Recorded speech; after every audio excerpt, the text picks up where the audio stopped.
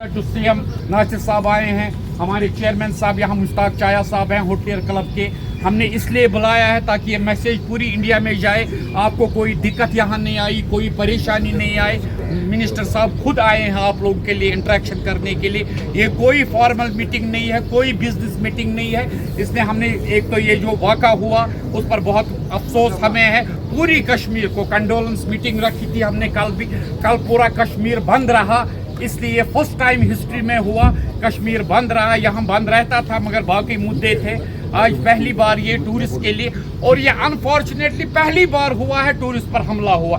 यहाँ आज तक 30-35 सालों में कभी हमला नहीं हुआ है। हमारी बदकिस्मती थी ये, मगर बाकी जो यहाँ है आज मैक्सिमम लोगों ने स्टे किया। गंडोला पूरा भरा हुआ था दिन भर। कल से कुछ कैंसिलेशंस आने वाली थी, वो भी रद्द हो गई। कल से फिर से नॉर्मल हो रहा है सारा इंशाल्लाह।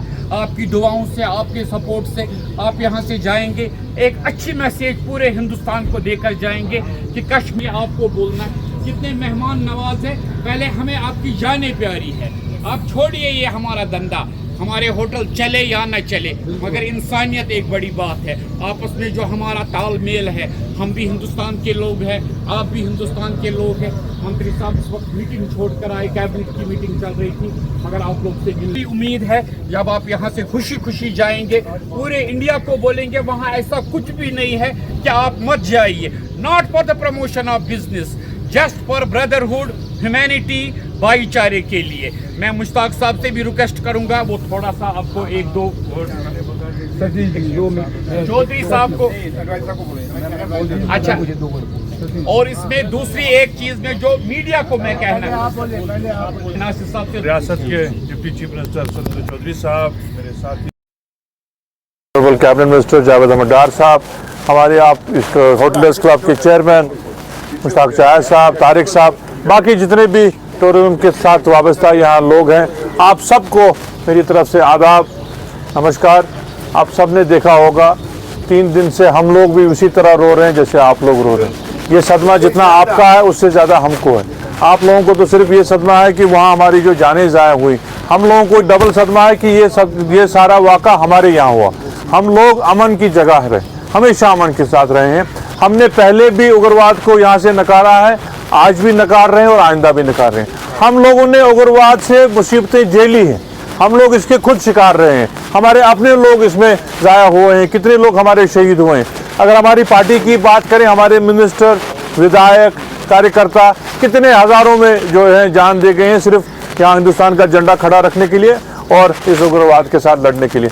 आज आप सबकी हिम्मत की हम दाद देते हैं और यही करना है। इसमें उग्रवादियों का मकसद सिर्फ ये नहीं था कि उन्होंने वहाँ हमारे लोगों को मार दिया और बेदर्दी से मार दिया, जिसका हमको इतना अफसोस है आप अंदाज़ा नहीं कर सकते। उनका ये भी मकसद है कि आप लोग यहाँ ना आए, और आप लोगों के यहाँ ना आने से पूरे मुल्क का नाम बदनाम होता है।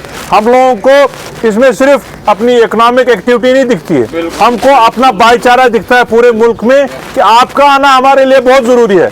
आप आए, हमारे पास मुफ्त ठहरे, हम आपको सारी सर्विस मुफ्त देंगे, लेकिन मुल्क का नाम यहाँ खराब होने नहीं देंगे। इसलिए ये हिम्मत हमको करनी है उस उग्रवाद के खिलाफ। अब इसमें बड़े तत्व हैं जो इसको हिंदू मुस्लिम का भी नाम देते हैं।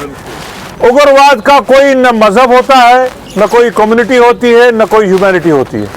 हमारे मजहब में जो बेगुनाह को मारता है, हमारे कुरान में लिखा है, जो बेगुनाह को मारता है उसको कभी माफ नहीं करते हैं, और वो हमारे मजहब से खारिज होता है। इस्लाम में बेगुनाह के कातिल के लिए कोई जगह नहीं।